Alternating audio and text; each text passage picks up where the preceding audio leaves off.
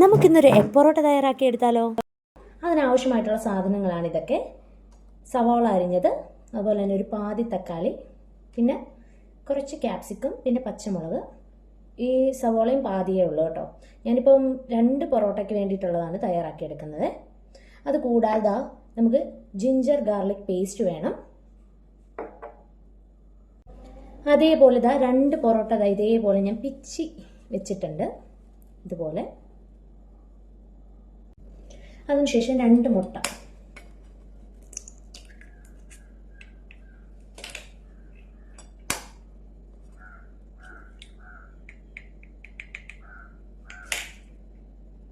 ഈ 2 മുട്ടയും കൂടി വേണം കേട്ടോ.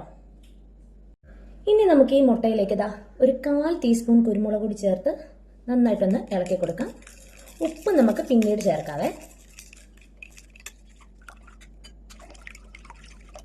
നമുക്ക് പാൻ ഒന്ന് ചൂടായി വരുമ്പോൾ കുറച്ച് ഓയിൽ ഒഴിച്ച് കൊടുക്കാം.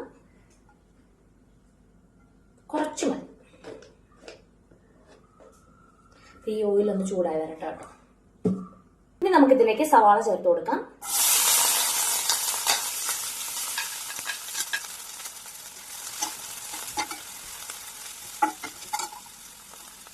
സവാള ഒന്ന് പാതി മുരി വെക്കുന്ന സമയത്ത് നമുക്ക് തക്കാളി ചേർത്ത് കൊടുക്കാതെ.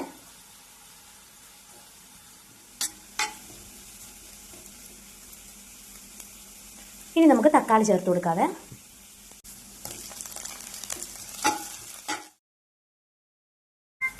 തക്കാളി ഒന്ന് അത്യാവശ്യം വഴഞ്ഞ് വന്നിട്ടുണ്ട്. ഇനി നമുക്ക് ക്യാപ്സിക്കവും പച്ചമുളകും ചേർത്ത് കൊടുക്കാതെ.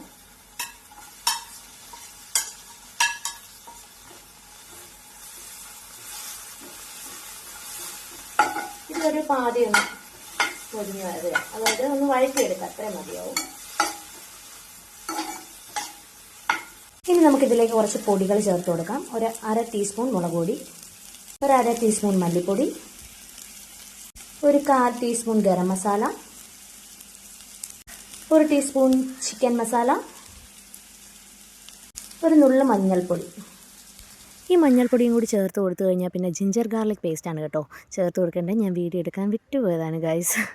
എന്നിട്ട് ഇതെല്ലാം കൂടി നന്നായിട്ട് മസാലയുടെ ആ ഒരു പച്ചമണം മാറിയതിനു ശേഷം നമുക്ക് ആവശ്യത്തിനുള്ള ഉപ്പ് ചേർത്ത് കൊടുക്കാതെ.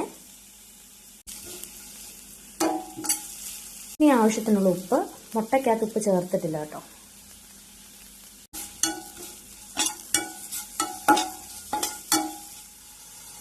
ഇനി നമ്മൾ ഇതിലേക്ക് മുട്ട ചേർത്ത് കൊടുക്കാൻ പോവാണ്.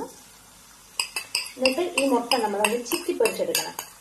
നമ്മുടെ നാട്ടിൽ ഇങ്ങനെയാണ് പറയാൻ, നിങ്ങളുടെ നാട്ടിൽ എന്താ പറയാന്നറിയില്ല. അതായത് ചിക്കി പൊരിച്ചെടുക്കാം, ഒന്ന് സ്ക്രാമ്പിൾ ചെയ്തെടുക്കാം.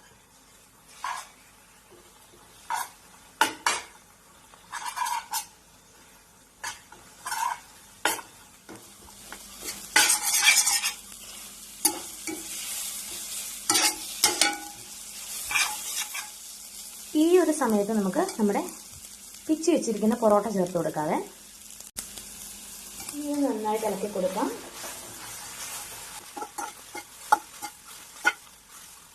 അപ്പോൾ ഇളക്കി എടുത്തു കഴിയുമ്പോൾ നമ്മളുടെ എഗ് പൊറോട്ട ഇവിടെ റെഡി ആയിട്ടുണ്ട് കേട്ടോ. ഈ ഒരു സമയത്ത് നമുക്ക് സോസൊക്കെ ഒഴിച്ചു കൊടുക്കാം, പക്ഷെ ഞാൻ ഒഴിച്ചു കൊടുക്കുന്നില്ല. ഞാൻ കഴിക്കുന്നതിൻ്റെ കൂട്ടത്തിൽ സോസ് ചേർത്ത് കഴിച്ചോളാം കേട്ടോ. അപ്പോൾ നമ്മുടെ ടേസ്റ്റി ആയിട്ടുള്ള എഗ് പൊറോട്ട റെഡി ആയിട്ടുണ്ട്. ഇനി നമുക്ക് കുറച്ച് സോസ് ഇതിന് മണ്ടയിൽ ഇങ്ങനെ ഒഴിച്ചു കൊടുക്കാം. കുറച്ച് മതി. പിന്നെ സൈഡിൽ കുറച്ച് ചില്ലി സോസ്. ഇനി നമുക്കിതൊന്ന് കഴിച്ചു നോക്കിയാലോ.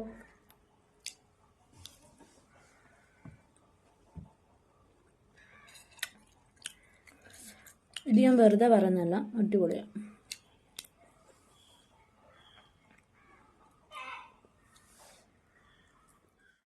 അപ്പോൾ ഇത്രയുള്ള ഇന്നത്തെ വീഡിയോ. ഇത് നിങ്ങൾ ഇതുവരെ ട്രൈ ചെയ്ത് നോക്കിയിട്ടില്ലെങ്കിൽ തീർച്ചയായിട്ടും ഒന്ന് ഉണ്ടാക്കി നോക്കണം. അതുപോലെ ടേസ്റ്റി ആയിട്ടുള്ളൊരു ഐറ്റമാണ് കേട്ടോ. അപ്പോൾ നിങ്ങൾക്ക് ഈ വീഡിയോ ഇഷ്ടപ്പെടുവാണെന്നുണ്ടെങ്കിൽ എൻ്റെ ചാനൽ ഒന്ന് സബ്സ്ക്രൈബ് ചെയ്ത് തൊട്ടടുത്ത ബെല്ലൈക്കൺ എനേബിൾ ചെയ്യാൻ മറക്കല്ല. അതോടൊപ്പം തന്നെ ഈ വീഡിയോ ഒന്ന് ലൈക്ക് ചെയ്തും കൂടി സപ്പോർട്ട് ചെയ്യണം. Okay, by.